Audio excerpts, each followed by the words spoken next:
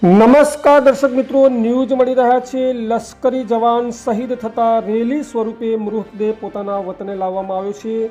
બાયડના છબો ગામના લશ્કરી જવાન ફરજ દરમિયાન શહીદ થતા પૂરા માન સન્માન સાથે અંતિમ વિદાય આપવામાં આવી। બાયડના છબો ગામના લશ્કરી જવાન જયપાલસિંહ ફરજ દરમિયાન શહીદ થયા હતા। કોલકાતા ફરજ દરમિયાન શહીદ થતા દિવંગત લશ્કરી જવાનનો મૃતદેહ બાયડ લવાયો અને બાયડથી ડીજે સાથે હજારોની સંખ્યામાં લોકો શહીદ યાત્રામાં જોડાયા।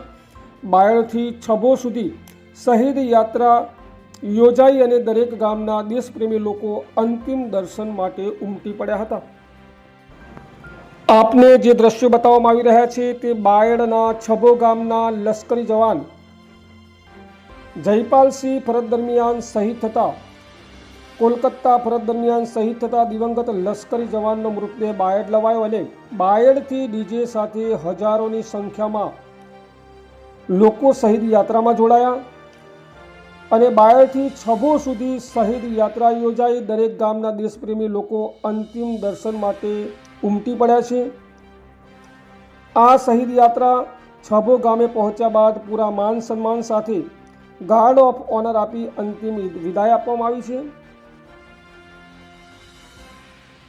લશ્કરી જવાન શહીદ થતા રેલી સ્વરૂપે હજારોની સંખ્યામાં દેશપ્રેમી જે જનતા છે એ જનતા અંતિમ વિદાયમાં જોડાઈ છે અને બાયડના જે છબો ગામના જે લશ્કરી જવાન છે જયપાલસિંહ એમનું ફરજ દરમિયાન જે શહીદ થયા હતા તો બાયડથી ડીજે સાથે હજારોની સંખ્યામાં લોકો શહીદ યાત્રામાં જોડાયા।